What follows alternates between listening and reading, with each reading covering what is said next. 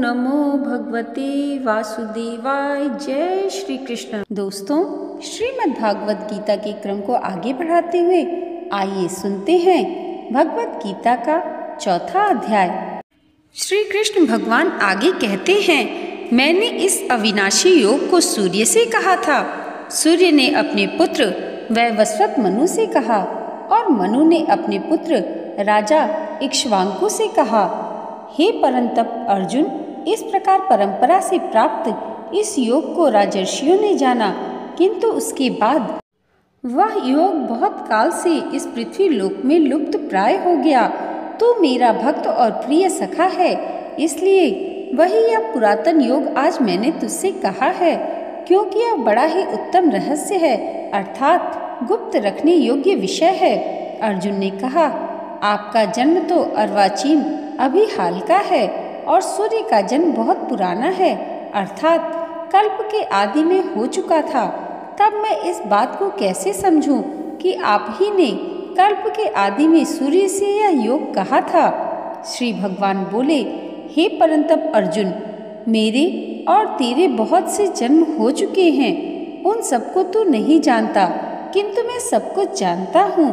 मैं अजन्मा और अविनाशी स्वरूप होते हुए भी तथा समस्त प्राणियों का ईश्वर होते हुए भी अपनी प्रकृति को अधीन करके अपनी योग माया से प्रकट होता हूँ।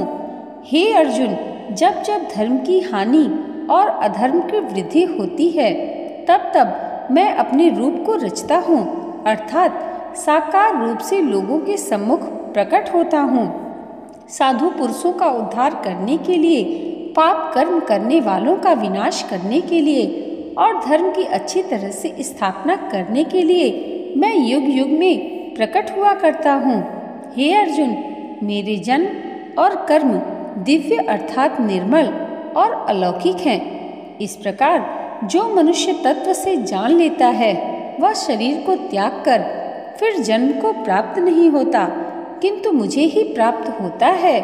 पहले भी जिनके राग, भय और क्रोध सर्वथा नष्ट हो गए थे और जो मुझ में अनन्य प्रेम पूर्वक स्थिर रहते हैं, ऐसे मेरे आश्रित रहने वाले बहुत से भक्त उपर्युक्त ज्ञान रूप ताप से पवित्र होकर मेरे स्वरूप को प्राप्त हो चुके हैं। हे अर्जुन, जो भक्त मुझे जिस प्रकार भजते हैं, मैं भी उनको उसी प्रकार भजता हूँ, क्योंकि सभी मनुष्य सब प्रकार से मेरे ही मार्ग का अनुसरण करते हैं। इस मनुष्य लोक में कर्मों के फल को चाहने वाले लोग देवताओं का पूजन किया करते हैं, क्योंकि उनको कर्मों से उत्पन्न होने वाली सिद्धि शीघ्र मिल जाती है। ब्राह्मण, क्षत्रिय, वैश्य और शूद्र, इन चार वर्णों का समूह गुण और कर्मों के विभाग पूर्वक मेरे द्वारा रचा गया है। इस प्रकार उस सृष्टि रचनादि कर्म का कर्ता होने पर भी मुझ अविनाशी परमेश्वर को तू वास्तव में अकर्ता ही जान। कर्मों के फल में मेरी स्पृहा नहीं है, इसलिए मुझे कर्म लिप्त नहीं करते। इस प्रकार जो मुझे तत्व से जान लेता है, वह भी कर्मों से नहीं बंधता।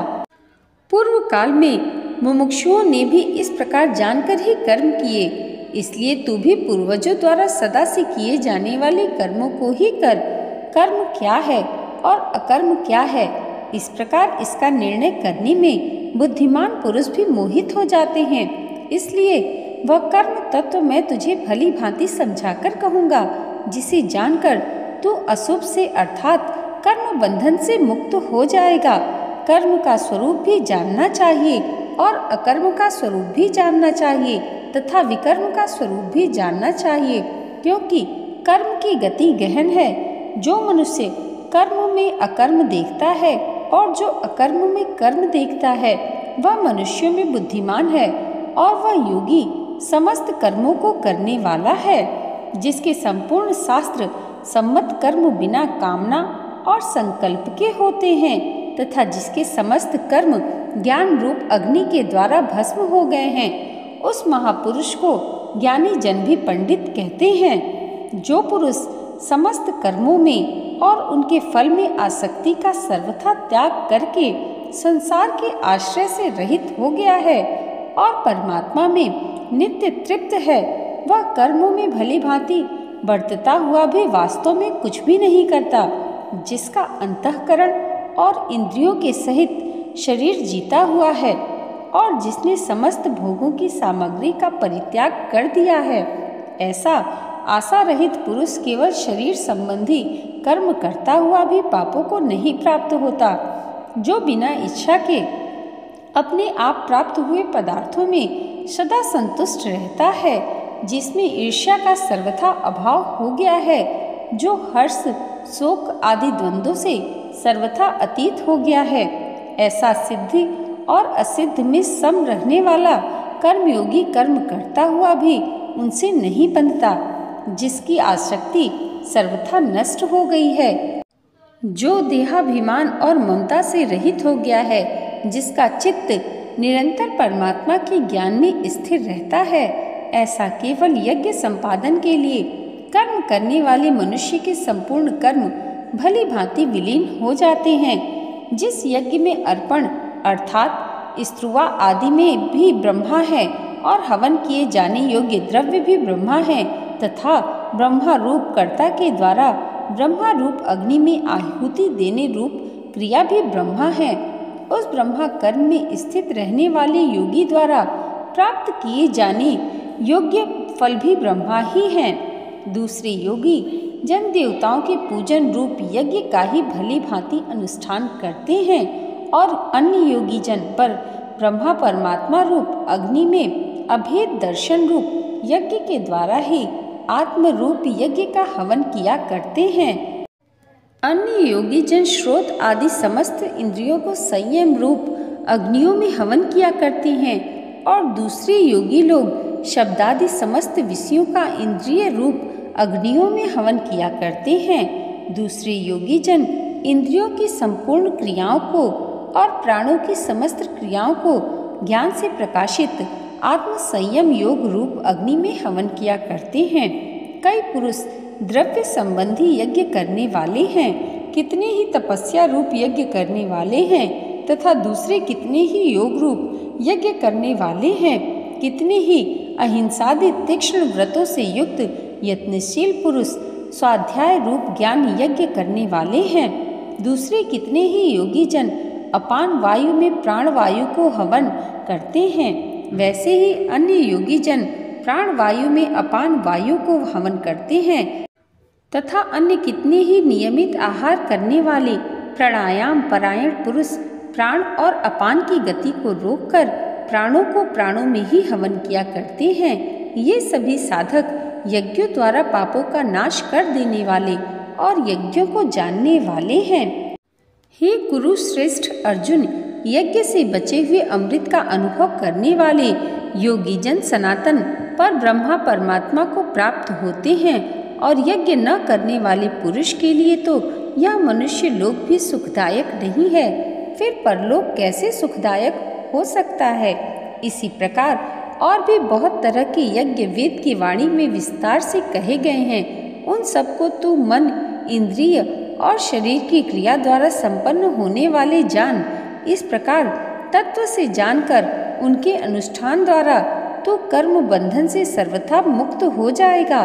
हे परंतप अर्जुन, द्रव्यमय यज्ञ की अपेक्षा ज्ञान यज्ञ अत्यंत श्रेष्ठ है तथा यावन मात्र संपूर्ण कर्म ज्ञान में समाप्त हो जाते हैं। उस ज्ञान को तू तत्वदर्शी ज्ञानियों के पास जाकर समझ। उनको भली भांति दंडवत प्रणाम करने से, उनकी सेवा करने से और कपट छोड़कर सरलता पूर्वक प्रश्न करने से वे परमात्मा तत्व को भली भांति जानने वाले ज्ञानी महात्मा तुझे उस तत्व ज्ञान का उपदेश करेंगे, जिसको जानकर फिर तू इस प्रकार मोह को नहीं प्राप्त होगा। तथा हे अर्जुन, जिस ज्ञान के द्वारा तू संपूर्ण भूतों को निशेष भाव से पहले अपने में और पीछे मुझ सच्चिदानंद धन परमात्मा में दिखेगा। यदि तू अन्य सब पापियों से भी अधिक पाप करने वाला है तो भी तू ज्ञान रूप नौका द्वारा निसंदेह संपूर्ण पाप समुद्र से भली भांति तर जाएगा। क्योंकि हे अर्जुन, जैसे प्रज्वलित अग्नि ईंधनों को भस्ममय कर देती है, वैसे ही ज्ञान रूप अग्नि संपूर्ण कर्मों को भस्ममय कर देता है। इस संसार में ज्ञान के समान पवित्र करने वाला निसंदेह कुछ भी नहीं है। इस ज्ञान को कितने ही काल से कर्म योग के द्वारा शुद्ध अंतःकरण हुआ मनुष्य अपने आप ही आत्मा में पा लेता है। जितेंद्रिय साधन परायण है और श्रद्धावान मनुष्य ज्ञान को प्राप्त होता है तथा ज्ञान को प्राप्त होकर वह बिना विलंब के तत्काल ही भगवत प्राप्ति रूप परम शांति को प्राप्त हो जाता है। विवेकहीन और श्रद्धा रहित संशय युक्त मनुष्य परमार्थ से अवश्य भ्रष्ट हो जाता है। ऐसे संशय युक्त मनुष्य के लिए न यह लोक है, न परलोक और न ही सुख है। हे धनंजय, जिसने कर्म योगी की विधि से समस्त कर्मों को परमात्मा में अर्पण कर दिया है और जिसने विवेक द्वारा समस्त संशयों का नाश कर दिया है, ऐसे वश में किए हुए अंतःकरण वाले पुरुष को कर्म नहीं बांधते। इसलिए हे भरतवंशी अर्जुन, तू हृदय में स्थित इस अज्ञान जनित अपने संशय का विवेक ज्ञान रूप तलवार द्वारा छेदन करके समत्व रूप कर्म योग में स्थित हो जा और युद्ध के लिए खड़ा हो जा। यहाँ श्रीमद् भागवत गीता का चौथा अध्याय समाप्त हुआ। बोलिए श्री कृष्ण भगवान की जय। दोस्तों, भगवान श्री कृष्ण की कृपा आप सबके जीवन पर सदैव ऐसे ही बनी रहे, इसी मंगल कामना के साथ मिलते हैं अगले वीडियो में श्रीमद् भागवत गीता के 5वें अध्याय के साथ। तब तक के लिए जय माता दी, जय श्री हरि।